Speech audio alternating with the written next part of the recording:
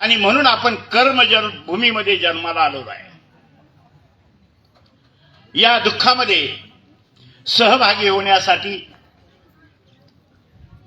अनेक संत मंडळी या ठिकाणी, महंत मंडळी या ठिकाणी उपस्थित आहे. त्यामध्ये प्रामुख्याने जर नाव घ्यायचंच म्हटलं, दुःखामध्ये सहभागी झालेले लोणी निवासी आदरणीय श्रद्धेय परमपूज्य मोठे बाबाजी, त्याचप्रमाणे आदरणीय श्रद्धेय वाकी निवासी हळशीकर बाबाजी, राठोडा निवासी आदरणीय श्रद्धेय शास्त्री बाबाजी, देहू निवासी पिलांस्कर बाबाजी आदरणीय संतराज बाबाजी, नाशिक या ठिकाणावरून आलेले मुरारी मल्ल बाबाजी, अनेक संत महंत आहेत. आदरणीय श्रद्धेय ज्यांनी आता अल्पसा परिचय बाबांचा करून दिला, कात्रड निवासी बाबाजी, आणि सगळ्यात महत्वाचं, आईची थाप लेकाच्या पाठीवर असावी. ज्या मातेची थाप मुलाच्या पाठीवर आहे, तो मुलगा गगन भरारी घेतल्याशिवाय राहत नाही. अशा आपल्या सर्वांच्या परिचित आमच्या नागापूर निवासी ताई, आदरणीय श्रद्धेय तरडगाव निवासी केसराज बाबाजी, वालेराज बाबा, अनेक महंत मंडळी आहे. कुणाचं नाव घ्यावा, सर्वांचं नाम उल्लेख करणं गरजेचं आहे, परंतु या ठिकाणी वेळ झालेला आहे. मी सर्व वांबोरी आश्रमातील सगळं शिक्षक वृंद, सर्व परिवार, फलटणवरून आलेले मंडळी, सगळी जी मंडळी आहे ना, हे दुःखामध्ये सहभागी व्हायला आलेली आहे. कर्मभूमीची या पेठे मनुष्य देह लाभले अवचटे, मग मुक्ती रत्न घेईचे गोमटे जीवा पडेतो. या कर्मभूमीच्या बाजारपेठेमध्ये मनुष्य नावाचं देह तुम्हाला प्राप्त झालेलं आहे. मग हे देह कशासाठी प्राप्त झालं, काय कारण आहे? कारण 84 लाख योनीमध्ये एकच देह असा आहे की या देहाच्या माध्यमातून देहाच्या आतमध्ये असणाऱ्या आत्म्याचं कल्याण करणारं जो देह कोणता असेल तो मनुष्य देह आहे. हे नरदेह आहे, आणि या मनुष्य देहामध्ये जर आला तर या आत्म्याचं कल्याण करता येतं. कारण या देहाला बाकीच्या देहासारखं नाहीये, या देहाला बऱ्याचशा सबसिडी मिळालेल्या आहेत. या देहाला बऱ्याचशा सबसिडी अशा मिळालेल्या आहेत. 84 लाख योनीमध्ये 93,99,999 योनी अशा आहेत त्यांना बोलता येत नाही. मनुष्य देह एक असा आहे त्याला बोलता येतं. बाकीच्या ज्या योनी आहेत त्यांना विचार करण्याची ताकद त्यांच्यामध्ये नाहीये. मनुष्य देहामध्ये विचार करण्याची ताकद आहे. बाकीच्या योनीमध्ये आहे, खरं खोटं, चांगलं वाईट, पाप आणि पुण्य बाकीच्या योनीला कळणार नाही, पण मनुष्य देह नावाची जी योनी आहे या योनीला मात्र खरं खोटं, चांगलं वाईट, पाप आणि पुण्य कळतं. बाकी सगळे योन्या आडव्या आहेत. पहा, निरीक्षण करा. पक्षी कसा आहे? आडवा आहे. पाल कशी आहे? सरडा कसा आहे? साप कसा आहे? गाय कशी आहे? घोडा कसा आहे? सगळी प्राणी आडवी आहेत. मनुष्य देह फक्त एकच असा आहे, तो उभा आहे. उभा असणारा देह हा मनुष्याचा देह आहे. आणि हा उभा असणारा देह कशासाठी उभा केलेला आहे? कशासाठी उभा आहे? बाकी सगळी देह आडवी आहेत, पण मनुष्य देह एकच उभा आहे. पण कर्म धर्म संयोगाने उलट होत आहे. एखाद्या गावामध्ये जर सप्ताह चालू असेल आणि सप्त्याचा कार्यक्रम चालू आहे आणि त्यातून एखादा जर व्यक्ती, उभा असणारा व्यक्ती त्या सप्त्याला आडवा गेला तर सप्ताह आडवा पडतो. उभा असणारा माणूस चांगल्या कार्याला आडवा गेला, सप्ताह सुद्धा आडवा पडतो. कशासाठी हे मनुष्य देह मिळालेला आहे? पण त्यातल्या त्यात कर्मभूमीमध्ये मिळालं हे आपलं भाग्य आहे. कर्मभूमीमध्ये मिळालं हे आपलं भाग्य आहे आणि ते भाग्य आपलं उदयाला आलेलं आहे आणि या भाग्याच्या जोरावर मनुष्य देह आपल्याला मिळालं. आता या देहाच्या माध्यमातून आपल्याला त्या परब्रह्म परमेश्वराला गाठायचंय की ज्यांनी या सृष्टीची उत्पत्ती केली, ज्यांनी या सृष्टीचे निर्माण केली, ज्यांनी जीव जंतूला निर्माण केलं, ज्यांनी देव देवतांना निर्माण केलं, त्या परमेश्वराला आपल्याला गाठायचंय. कसं गाठल्या जाईल, कसं गाठायचंय? या देहाच्या माध्यमातून. मग हे देह एक असा आहे की या देहाच्या माध्यमातून आपल्याला तो निर्जीव निराकार असणारा परमेश्वर गाठायचा आहे. संतांच्या भाषेत जर सांगायला गेलं, देव पहावयासी आलो गेलो आणि तेथेच देव हुनी ठेलो. देव पाहायला आपण आलो, आता तिथेच आपल्याला देव व्हायचंय. आमचे स्वामी सांगतात, चिंतती चिंतती जीव ही ईश्वरा सम होय. या देहाच्या माध्यमातून आपल्याला त्या परमेश्वराचं चिंतन करायचंय. ज्या परमेश्वराने आपल्याला जन्माला घातलेलं आहे, ज्या परमेश्वराने सृष्टीची उत्पत्ती केलेली आहे, त्याला आपल्याला शरण जायचंय. ते या देहाच्या माध्यमातून, दुसरं देह नाही. म्हणून मनुष्य देह अति उत्तम देह आहे. सगळ्यात उत्तम देह जर कोणता असेल तर मनुष्य देह आहे. आणि या देहामध्ये आपण जन्माला आलो. मग या देहामध्ये आपण आल्यानंतर आपल्याला करायचं काय? तर भास्कर भट्ट सांगतात, कर्मभूमीची या पेठे. या देहात जन्माला आलो पण कर्मभूमीत आलो, हे बी आपलं भाग्य आहे. भोगभूमीमध्ये आलो असतो उपयोग नाहीये. कर्मभूमीमध्ये आम्ही जन्माला आलो हे आपलं भाग्य आहे. आणि मनुष्य देहात आलो हे दुसरं भाग्य आहे. आणि म्हणून कर्मभूमीची या पेठे मनुष्य देह लाभले अवचटे. मनुष्याचं देह तुम्हाला अवचट मिळालेला आहे, प्राप्त झालेला आहे. पूर्व पुण्याने मिळालेला आहे, पूर्व संचितामुळे तुम्हाला मनुष्य देह मिळालेला आहे. आणि म्हणून कर्मभूमीची या पेठे मनुष्य देह लाभले अवचटे. मनुष्य देह तुम्हाला अवचट प्रकारे लागलेला आहे. कशासाठी लाभलेला आहे? मुक्ती रत्न घेई जे गोमटे. मुक्ती म्हणजे काय? मुक्ती कशाला म्हटलेलं आहे? आम्ही फक्त हरिपाठामध्ये म्हणतो, देवाची ये द्वारी उभा क्षण भरी, तेने मुक्तीचारी साधिएल्या, तेने मुक्तीचारी साधिएल्या, तेने मुक्तीचारी साधिएल्या. देवाची ये द्वारी उभा क्षण भरी, तेने मुक्तीचारी साधिएल्या. फक्त हरिपाठामध्ये म्हणतो. मग मुक्ती म्हणजे काय? मुक्तीला जाणं म्हणजे काय? पहा, आपण एखाद्या दहावीची पत्रिका वाचा, कळवण्यात अत्यंत वाईट वाटते, आमचे आमके आमके स्वर्गवासी झाले, ते स्वर्गाला गेलेले सांगतात. दुसरी एखाद्याची पत्रिका वाचा, कळवण्यात अत्यंत दुःख होते, आमचे आजोबा कैवल्यवासी झाले. एक कैवल्याला गेला, एक स्वर्गाला गेला, एक वैकुंठाला गेला. नेमकं जायचंय कुठे? आम्हाला कुठे जायचंय?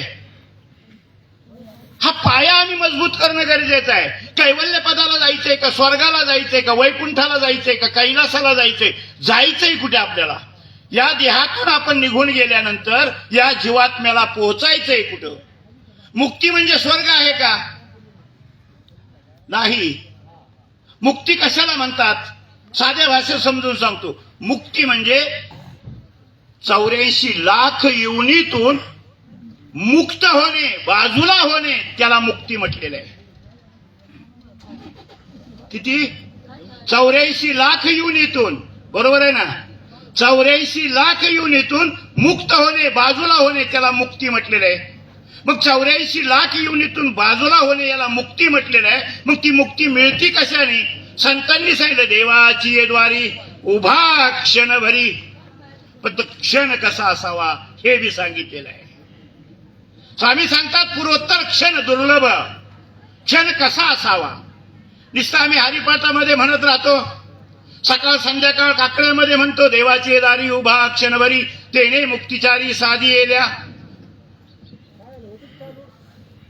आम्ही हरिपाठात म्हणतो. पण मुक्ती म्हणजे काय? मुक्त होणे, एक एक योनी, कोटी कोटी फेरा, मग मिळतसे वारा मानवाचा. एका एका योनीमध्ये कोटी कोटी वेळेस आपल्याला फेरा घ्यावा लागतात. एका एका योनीमध्ये आपल्याला कोटी कोटी वेळेस चक्रा मारावा लागतात. त्यावेळेस कुठे मनुष्याचा जन्म आपल्याला मिळतो, मनुष्याचा वारा आम्हाला मिळतो. मग मनुष्याचा वारा मिळाला, मनुष्य म्हणून जन्माला आलो. मग मनुष्य म्हणून जन्माला आल्यानंतर मनुष्याचं आद्य कर्तव्य काय आहे ते आम्ही मात्र विसरून जातो. आम्ही प्रपंचामध्ये इतकं गुंफून जातो, इतकं गुंतल्या जातो की प्रपंचातून आम्हाला बाजूला जायला वेळच नाहीये. 4 आश्रम सांगितलेले, 4 आश्रम आहेत. सुरुवातीचा ब्रह्मचारी आश्रम आहे, दुसरा वानप्रस्थ आश्रम आहे, आणि तिसरा ग्रस्त आश्रम आहे, आणि चौथा जो आश्रम आहे तो संन्यास आश्रम आहे. ब्रह्मचारी आश्रम विवाहाच्या अगोदरचा जो आश्रम आहे, मुलाचं लग्न झालेलं नाहीये, तो ब्रह्मचारी आश्रमामध्ये आहे. लग्न झालं की ब्रह्मचारी आश्रमातून तो निवृत्त झालेला आहे, तो आलाय ग्रस्त आश्रमामध्ये. ब्रह्मचारी आश्रमातून ग्रस्त आश्रमामध्ये त्याचा प्रवास झाला. आता ग्रस्त आश्रमामध्ये कधी कवर राहायचं.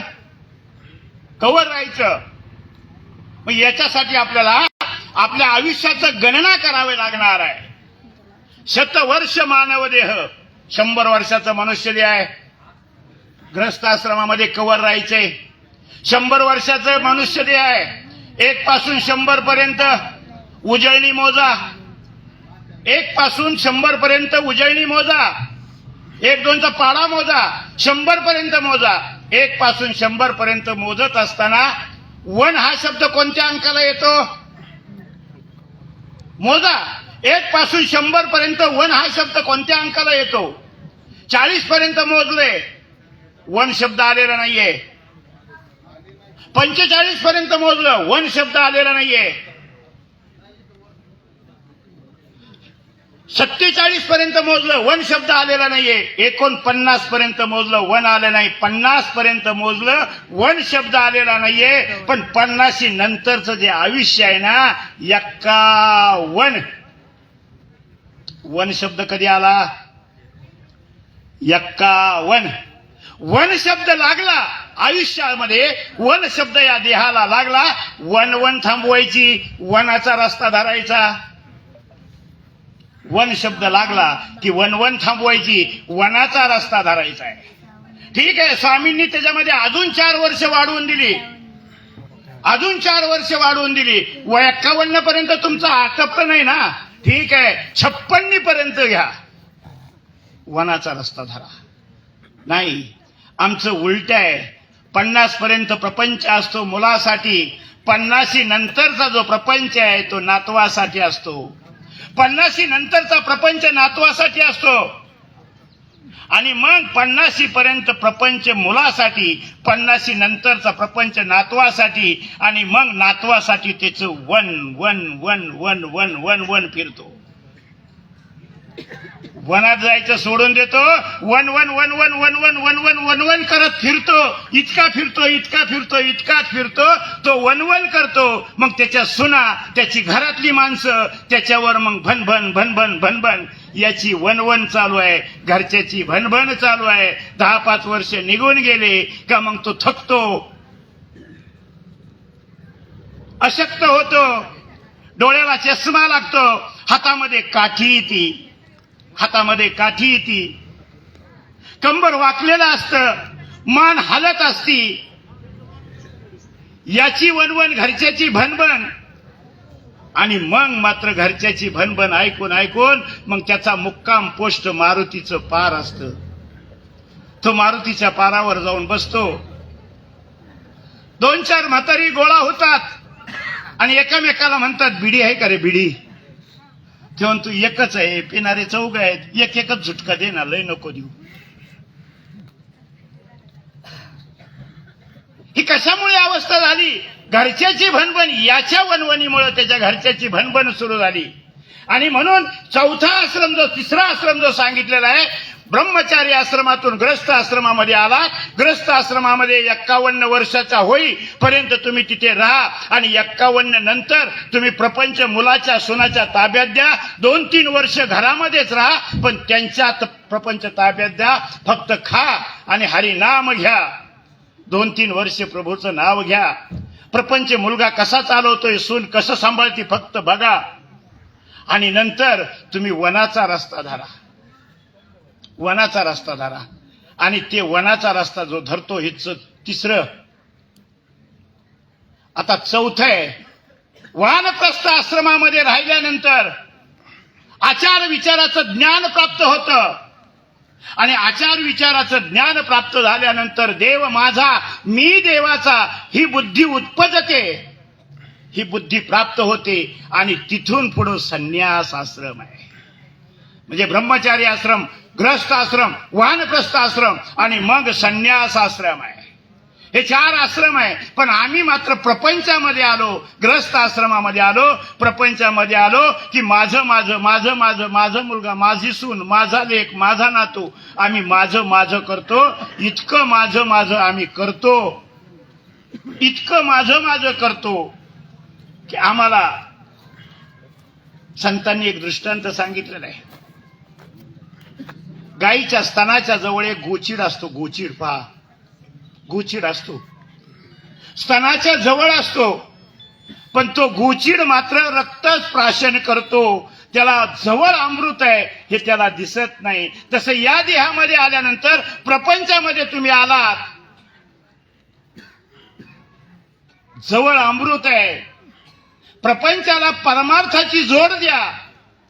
प्रपंच आणि परमार्थाचं चाक तुमच्या रथाला जोडा. आणि ते जर चाक तुमच्या रथाला प्रपंचाचं आणि परमार्थाचं जोडलं तर तुमचा प्रपंच सुजलम सुपलम झाल्याशिवाय राहणार नाही. तुमचा प्रपंच उच्च स्तराला पोचल्याशिवाय राहणार नाही. सुसंस्कारित तुमचे परिवार जन्मल्याशिवाय राहणार नाही. एका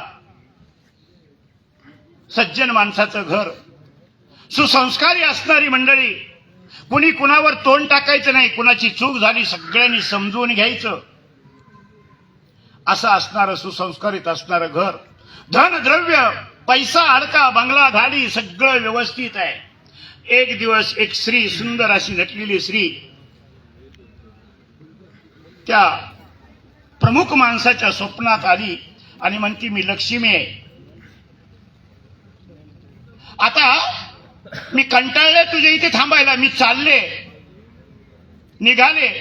उद्या तुझ्या घरी दारिद्र्य येणार आहे. लक्ष्मी सांगते मी आता निघाले, उद्या तुझ्या घरी दारिद्र्य येणार आहे. आणि दारिद्र्य येणार आहे म्हटल्यानंतर तो म्हणला काही हरकत नाही. लक्ष्मीला हात जोडले, लक्ष्मी निघून गेली. दिवस उगवला, दारिद्र्य घरी येणार होतं, आलं होतं. दारिद्र्याचा प्रवास झाला. दिवस उगवला, जो तो आपापले काम करायला लागला. मोठी सून चुलीजवळ स्वयंपाक करते आणि स्वयंपाक करत असताना भाजीला फोडणी दिली आणि काहीतरी कामासाठी बाहेर आली आणि मग लक्षात आलं आपण भाजीत मीठ टाकलं नाही.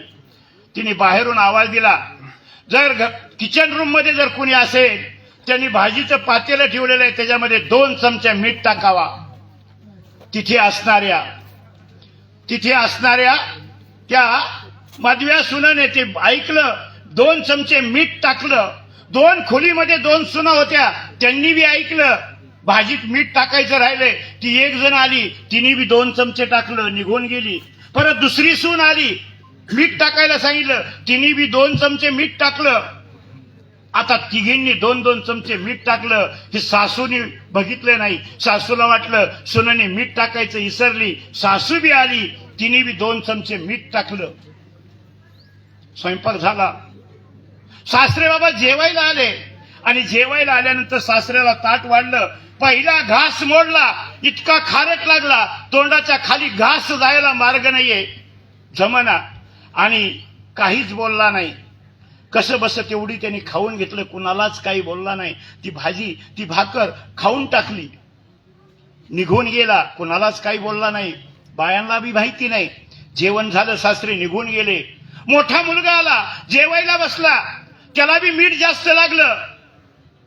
विचारलं दादा जेवले का? हो म्हणले, आत्ताच जेवून गेले. मग वडील काही बोलले का? म्हणले काहीच बोलले नाही. त्यांनी विचार केला, वडील जर काही बोलू शकत नाही तर माझा बोलण्याचा काय अधिकार आहे? इथे वडीलच काही बोलले नाही, मी बी बोललं नाही पाहिजे. त्यांनी बी आपलं हाय तेवढं खाऊन घेतलं आणि खाऊन घेतल्यानंतर तो बी बाहेर गेला.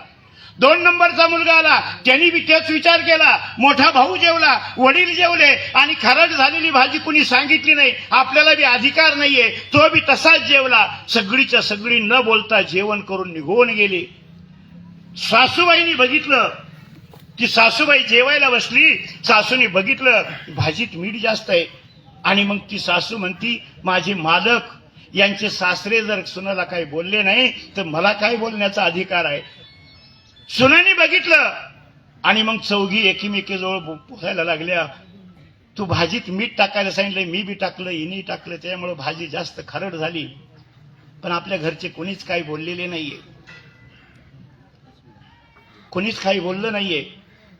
आणि मग संध्याकाळ झाली, कुणाचं भांडण नाही, तंटा नाही, काहीच नाही. दिवस मावळायला आला. त्यावेळेस सकाळी आलेलं दारिद्र्य त्या माणसाच्या स्वप्नात गेला आणि म्हणले, दारिद्र्य सांगतोय बाबा मी दारिद्र्य आहे, पण मी तुमच्या घरात राहू शकत नाही.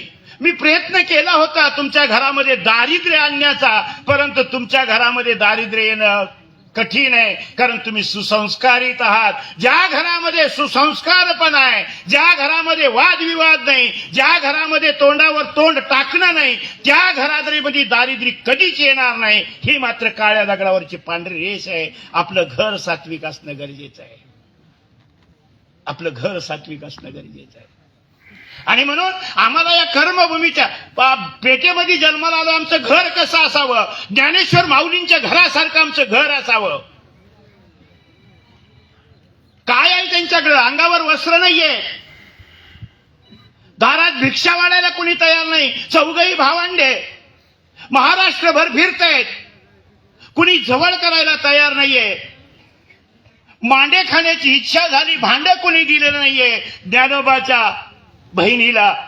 आणि ज्या वेळेस भांडं मिळालं नाहीये त्यावेळेस स्वतः माऊलीने आपली पाठ मांड भाजण्यासाठी दिलेली आहे. असं घर आम्हाला तयार करता आलं पाहिजे.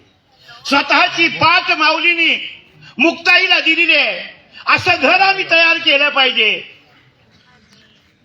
असं घर तयार केलं पाहिजे. वाघावर बसून आलेला चांगदेव, निर्जीव असणारे भिंत, आणि ज्या भिंतीवर माऊली बसले त्या भिंतीनेच ते चांगदेवाकडे ती भिंत चालायला लागलेली. असं घर आम्हाला तयार करता आलं पाहिजे. आणि ते घर तयार करण्यासाठी हाच एक योग, आपलं पूर्व पुण्य आहे, हाच एक ध्येय आहे. या ध्येयामध्ये आल्यानंतर हे सगळं साध्य करता येतंय, बाकीच्या ध्येयाला नाही. आणि म्हणून कर्मभूमीच्या बाजारपेठेमध्ये आम्ही जन्माला आलो. मग इथे काय घ्यायचंय? मुक्ती रत्न घेई जे गोमटे. मुक्ती म्हणजे काय? मुक्त होणे. कशातून? एक एक येऊनी कोटी कोटी फेरा मग मिळत तसे वारा मानवाचा. 84 लाख येऊनीतून आम्हाला फिरायचंय. 84 लाख येऊनीतून आम्हाला बाजूला जायचंय, बाजूला निघायचंय. आणि बाजूला निघायचंय तर ती बाजूला निघणं म्हणजे काय? मुक्ती आहे. एक एक येऊनी कोटी कोटी फेरा. ह्या कोटी कोटी फेऱ्याला आपल्याला जायचं नाही. संत सांगतात पुन्हा या संसारी येणे नाही. पुन्हा आम्हाला या संसारामध्ये यायचं नाहीये. संसारामध्ये आम्हाला पुण्य यायचं नाहीये, त्या संसारामध्ये आम्हाला यायचं नाहीये. काय यायचं नाही? तर आम्हाला त्या परमेश्वराच्या चरणाजवळ जायचंय. देव पहावयासी गेलो तेथेच देव होऊन ठेलो. तिथपर्यंत आम्हाला पोहोचायचंय. आणि म्हणून मुक्ती रत्न घेई जे गोमटे. कवर मुक्तीचं रत्न घ्यायचंय. मुक्ती प्राप्त कवर करायची? जोपर्यंत देहामध्ये जीवात्मा आहे. मृत्यू सगळ्याला आहे हो. जीवन म्हणजे काय? साध्या भाषेत समजून सांगतो. आईच्या गर्भातून, आईच्या उदरातून आल्यानंतर मातीच्या उदरात जाईपर्यंत जो आयुष्य आहे त्याला जीवन म्हटलेलं आहे. मातेच्या उदरातून मातीच्या उदरात जायचंय. मातेच्या उदरातून, माता आई, मातेच्या उदरातून मातीच्या उदरामध्ये जाईपर्यंत जे बदला काळ आहे ना, तो काळ म्हणजे जीवन आहे. अरे जन्माला आल्याबरोबर मृत्यू हा निश्चित आहे. जच्या पुढं न अर्धा आहे आणि न ला जॉईंट आहे. जन्म. ज म्हणजे जन्म होणे, म म्हणजे मरणे, मधला अर्धा न आहे. तो पूर्ण करण्यासाठी जीवनभर हिंडतोय, जीवनभर परिश्रमा करतोय, जीवनभर आम्ही प्रयत्न करतोय, परंतु आमचा मधला न पूर्ण होत नाहीये. न पूर्ण होत नाहीये. तो न आम्हाला पूर्ण करता आला पाहिजे. का पूर्ण होत नाही? अहंकारामुळे, मीपणामुळे. का पूर्ण होत नाही? आमचा मीपणा, आमचा स्वार्थ. माझं माझं माझं. काय आहे तुझं? घर माझं, दार माझं, प्रपंच माझा, मुलं माझी, सुना माझी, ही सगळं माझं माझं म्हणतं. पण कोण येणार आहे सोबत? धन सोबत येणार आहे, द्रव्य सोबत येणार आहे, पैसा सोबत येणार आहे. काय सोबत येणार आहे? धन कमविले कोट्यान कोटी, शेवटी न येरे लंगोटी. पलंग न आला सुपती, शेवटी गौऱ्या संगती. काही कडे महाराज म्हणतात, धन कमविले कोट्यान कोटी. कोट्यान कोटी धन कमवलं, सोबत येणार आहे का? सोबत काय येणार आहे? गौऱ्या. धन कमविले कोट्यान कोटी, शेवटी न येरे सोबती. पलंग न आला सुपती, शेवटी गौऱ्या संगती. शेवटी गौऱ्या आहेत. बायांचा भांड्या कोंड्यावर लय जीव असतो. आमच्या फलटण भागामध्ये निरगुडी गाव आहे, गिरवी निरगुडी जन्मभूमी. तिकडे एका गावामध्ये 2 कुटुंबामध्ये तुफान हाणामारी झाली. केस कोर्टात गेली.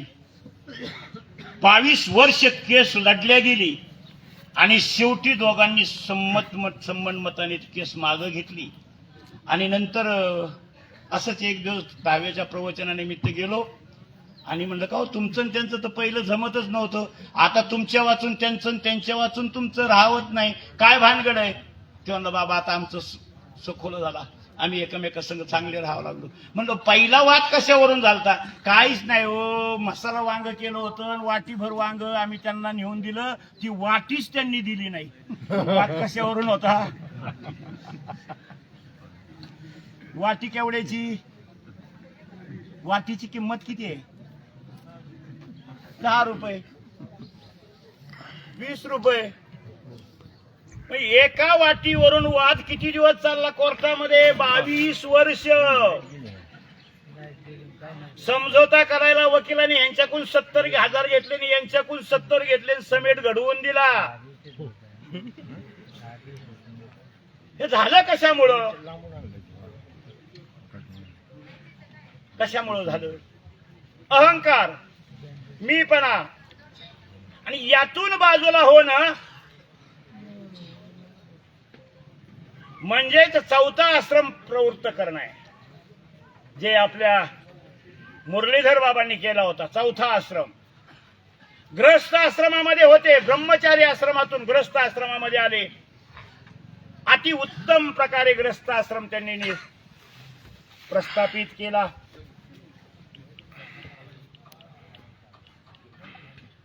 त्यांचे जे वडील होते गुरुबा गोपीराज बाबा, आता बरेचशा स्थानिक लोकांना माहित आहे, कडक प्रवृत्तीचे माणसं होते.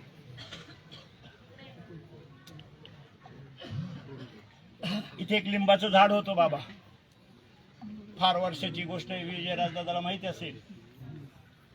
काहीतरी प्रकार घडला, त्यांनी मंदिराच्या समोर खड्डं केलं आणि त्या खड्ड्यामध्ये बसले. एवढं मातीने पुरून घेतलं, दूध नाही, पाणी नाही. 3 दिवस त्यांच्यावरचा आळ त्या परब्रह्म परमेश्वराला इथं येऊन मिटवावा लागला. त्या परमेश्वराने असा एक निमित्त गाठवला, तो आला, त्याने बघितलं, बाबा का बाहेर आहे? म्हणजे माझ्यावर असा असा आळ आहे. जोपर्यंत तो देव बसलेला आहे ना, तो माझ्यावरचा आळ मिटवत नाही, तोपर्यंत मी निघणार नाही. जीव गेला तरी चालेल. परमेश्वरच काय हो, परमेश्वराच्या बापाला यावं लागलं, ते मिटवावं लागलं. गोपीराज बाबा नेहमी आपल्या आश्रमात आनंदी ग्रामला यायचे. फलटणला स्मरणाला बसले. अन्न नाही, पाणी नाही, काहीच नाही. एक दिवस, 2 दिवस, 3 दिवस, 4 दिवस, 5 दिवस झाले. 5व्या दिवशी जे फलटणचं बाबासाहेब मंदिर म्हणून आहे, पानपेकणी खाली उतरून जावं लागतं. तिथे भिंतीला पाठ लावून बाबा बसलेले स्मरण करतात. वय झालेलं होतं. आणि पहाटे 4 वाजता पाठीमागून भिंत आहे, पण पाठीमागून एक महात्मा त्यांना येताना दिसतोय. डोळे झाकलेले, स्मरण चालू आहे, पण असं त्यांना भास होतोय. मागून कोणतरी एक साधू आला आणि साधूनी त्याला लाथ मारली. उठ म्हणले, अरण्यग्रामला जा. 5 दिवस अन्न नाही, पाणी नाही. तो शेवटचा दिवस होता स्मरणाचा. उपार करायचा आणि जेवण करायचं असा दिवस तो. पाठीत 4 वाजता लाथ मारली, इथं नको थांबू, अरण्यग्रामला जा. बाबा तिथून पहाटच निघले. पिशवी घेतली आणि घेतल्यानंतर ते स्टँडवर आले. सकाळी 11 वाजता आरणगावला आले. त्या दिवशी उपार वगैरे काही केला नाही. संध्याकाळ झाली. आल्याबरोबर चहा पाणी म्हणले, नाही काहीच घ्यायचं नाही. पाणी सुद्धा घ्यायचं नाही. संध्याकाळी जेवण करा म्हटलं, जेवण सुद्धा केलं नाही. म्हणजे जोपर्यंत माझा उटी उपार होत नाही तोपर्यंत मी जेवणार नाही. संध्याकाळचा उटी उपार घेतला. संध्याकाळी जेवण केलं नाही. सकाळी उटी केली, मार्गाला पंगत केली. कर्म धर्म संयोगाने एक जाधववाडीचे वैरागी बाबा, ते बी यांच्यासारखे तामस होते. दोघही तामस. आता काहीतरी स्नानामध्ये टाइमला दोघांचं चेष्टावारी म्हणा किंवा काही झालं. वैरागी बाबा म्हणला, अशा माणसाचं मी खाणार नाही. आणि हे म्हणलं, हे बाबा म्हणले, तुला खाऊ घातल्याशिवाय मी बी जेवणार नाही. जेवणाचा वेळ झाला. दोघं तटीला पेटलेत. वैरागी बाबाला समजून सांगायला आमचे गुरुबाबा गेले. ते म्हणले, अशा माणसाचं मी खाणारच नाही. ते म्हणले, हे जेवल्याशिवाय मी जेवणारच नाही. 2 वाजता पायी एक 2 साधू आले आणि त्या साधूंनी विचारलं. त्यांना म्हटलं, जेवण करा. म्हणजे तुमचं झालं का? म्हणलं, आमचं नाही झालं. का? ह्या दोघांचा वाद आहे. आणि मग त्या साधूंनी त्या दोघांना सांगितलं, अरे त्यांना म्हणले, तुझ्या पंक्तीचा काय उपयोग जर वेळ आवेळ तुला जगता येत नसेल? तुझ्या त्या अन्नदानाचा काय विचार? एवढे मोठे अधिकरण उपाशी सकाळपासून आहेत आणि यांना म्हणताय, तुम्हाला काय कळायला पाहिजे राव. तुम्ही खाताय कुणाचं? यांचं खात नाही, परमार्गाचं खाताय. मार्गामध्ये पंगत आहे. दोघांचा सल्ला केला. असे जिद्दी असणारे ते गोपीराज बाबा उर्फ गुंजटकर बाबा, त्यांच्या पोटी हा जन्माला आलेला आहे. त्यांच्या आईचं नाव हौसाबाई. अतिशय गुंजटकर बाबा तामस होते, तापड होते, पण प्रेमळ इतके होते की त्यांचे गुणधर्म या मुरलीधर बाबामध्ये जे उतरले ते गुणधर्म म्हणजे इथे आलेल्या व्यक्तीला कधी बी निर्मुख जाऊ द्यायचं नाहीये. कुणी असू द्या, पाणी घ्या, चहा घ्या, जे पाहिजे ते घ्या, मुक्काम करा. आल्याबरोबर स्वतः मी 15-20 वर्षापूर्वी मी 1-2 वेळेस इथं मुक्कामी असायचो. आणि त्या काळामध्ये मुक्कामी एक दिवस असाच होतो. जावळे बाबा वगैरे यांची दीक्षा होणं बाकी होतं. त्या काळामध्ये एक दिवस एक पंक्तीवाला आला, पुरणपोळीची पंगत, आणि पुरणपोळीची पंगत होती. मी त्या दिवशी मुक्कामी होतो. बाबा पहाटे 4 वाजता, स्वतः मुरलीधर बाबा पहाटे 4 वाजता उठले आणि डाळ शिजायला घातली. डाळ शिजायला टाकली. आरती वगैरे झाली, शेवना झाली. त्यांना एक प्रदक्षिणा घालण्याची सवय होती. आरती चालू झाली का प्रदक्षिणा घालायची. सकाळी प्रदक्षिणा घालत आले. डाळ शिजली, बाहेर काढली. स्वतः दास्य करणारा व्यक्तिमत्व, स्वतः सेवा करणारा, परमार्गाची सेवा करणारा व्यक्तिमत्व बाबा. आणि वयाच्या प्रपंच केला, प्रपंच चांगल्या प्रकारे केला. मुलं वगैरे सगळी व्यवस्थित झाली. मुलाचं लग्न झालं. आता मला प्रपंचाची गरज नाहीये. प्रपंचाचा व्यवस्था झाली. आणि व्यवस्था झाल्यानंतर बाबांनी 1983 साली संन्यास घेतला. याच ठिकाणी संन्यास दीक्षा घेतला. 83 साली संन्यास घेतला. 1983 साली संन्यास घेतल्यानंतर आपलं जीवन त्यांनी त्या परमेश्वराला अर्पण केलं. ते संपूर्ण जबाबदारी, प्रपंचाची जबाबदारी मुलावर देऊन टाकली, सुनेवर देऊन टाकली. त्यांचा मुलगा किशोर, बाबांचे सुद्धा त्याच्यात गुणधर्म उतरले. किशोर सुद्धा कोणी आला त्याला बसा, पाणी प्या, चहा घ्या, जेवण करा, विचारपूस करतो. ही परंपरा आहे, ही संस्कार आहेत. आजोबाचे संस्कार मुलावर आले, मुलाचे संस्कार नातवावर आले. हे संस्कार असे झिरपत येत असतात. संस्कार दिल्याने दिल्या जात नाही, घेतल्याने घेतल्या जात नाही. संस्कार हे अंतःकरणातून झिरपले पाहिजे. आमच्या घरातले संस्कार पहा ना.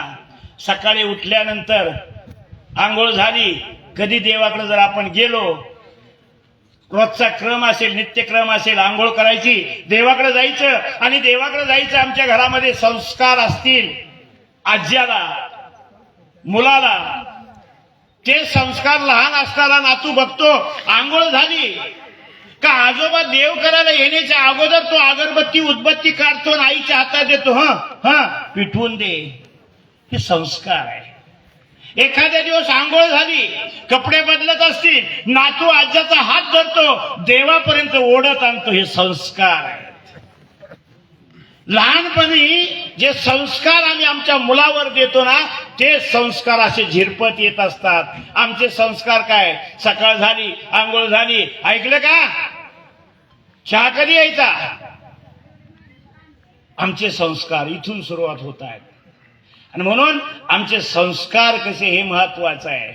परमेश्वराजवळ जर तुम्ही गेला, पण ते कसं जायचं? ठाईचं बैसोनी करा एक चित्त.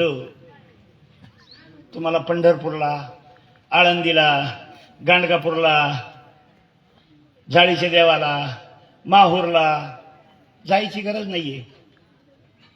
जायची गरज नाही. तुम्ही फक्त ठाईचं बैसोनी करा एक चित्त. घरामध्ये एक चित्त करा. आमचं एक चित्त नाहीये. सकाळी देवापुढे 5 मिनिटं जातो, जास्तीत जास्त डोळे झाकतो आणि मग आपला हरिपाठ असेल, मानभाव संप्रदायाचा असेल, दत्त कवच असेल, डोळे झाकतो, स्वतः भोवती एक फेरा मारतो. असोनी संसारी जे विवेद करी साई सात्रो भारी बाय सदा हरिमुखे म्हणा पुण्याची गणना कोण. एक राऊंड मारतो. आणि कदाचित राऊंड मारत असताना, हात जोडलेले असताना, डोळे झाकलेले असताना कदाचित डोळे अचानक उघडले गेले आणि उघडलेल्या डोळ्यांनी चुलीवर तापणारं दूध बघितलं, ते उतू चाललेलं बघितलं, घरात कोणीच नसलं, तर आमचे संस्कार कसे आहेत? अर्धा प्रदक्षिणा झालेले स्वतः भोवती फिरताना दुधाकडे बघितलं, हरिमुखे म्हणा तोंडातून निघून जातं आणि जोरात एक शिवी येते, कोणी आहे का नाही? नाही तो अर्धा तसाच प्रदक्षिणा सोडून पळत जातो, चुलीतली लाकडं बाहेर ओढतो. हे आमचे संस्कार आहे. ठाईच बैसोनी एक चित्त करायचे. एक चित्त करायचे. एक चित्त जर तुमचं झालं, तुमच्या डोळ्यासमोर फक्त देव देव देव देवच पाहिजे. द्रौपदीचं एक चित्त झालं, डोळे झाकले, भगवंत हजर झाला. दुःशासन साडी ओढतोय, तिने डोळे झाकलेले. आप्त इष्टांचे ताकद तिच्या लक्षात आली. इथं सहाय्य करणारी माझा नवरा नाही, माझी 5 पती नाहीये, माझा सासरा नाहीये, राजाधिराज असणारा धृतराष्ट्र नाहीये, इथे सहाय्य करणारा कोणीच नाहीये. इथे सहाय्य जर करणारा कोण असेल तो परमात्मा आहे. आणि मग डोळे झाकले. जोपर्यंत घरच्यावर तिचा विश्वास होता, तोपर्यंत भीमाला आवाज देती, युधिष्ठिरला आवाज देती. घरच्यावर विश्वास होता, पितामह भीष्माला आवाज देती. घरच्यावर विश्वास होता, धृतराष्ट्राला आवाज देती. पण घरचे सगळे खाली मान घातली. तेव्हा तिच्या लक्षात आलं, आता इथं ते कामाचे नाही, आता तो पाहिजे. ते फक्त मतलबी आहे, तो मतलबी नाहीये. आणि मग डोळे झाकले आणि मग त्या परमेश्वराची आराधना केली. क्षणाचा विलंब न करता भगवंताने त्या साड्या ओढणारा दुःशासन थकला, पण भगवंत साडी द्यायला थकला नाहीये. हे कशाचं प्रतीक आहे? ठाईच बैसून एक चित्त केलं पाहिजे. आम्ही एक चित्त करत नाही. मुरलीधर बाबांची तीच अवस्था आहे. मुरलीधर बाबांनी संन्यास घेतला. संन्यास घेतल्यानंतर या मंदिराची व्यवस्था त्यांनी अशा प्रकारे केली येणाऱ्याला कधी निर्मुख जाऊ द्यायचं नाही.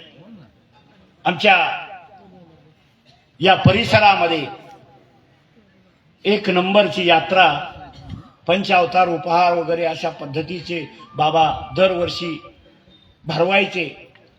हजारोने लोक यायची. दुपारी पंचावतार असायचा, दुपारी प्रवचन असायचं, संध्याकाळच्या टायमाला बाबा गावातून मिरवणूक काढायचे. मन मोकळं होतं, हसतमुख होते.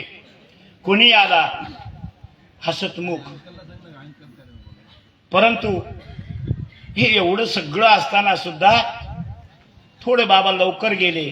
पण काय, जो आवडे सर्वाला तोच आवडे देवाला. जो सर्वांना आवडतो तोच देवाला आवडतो. आणि म्हणून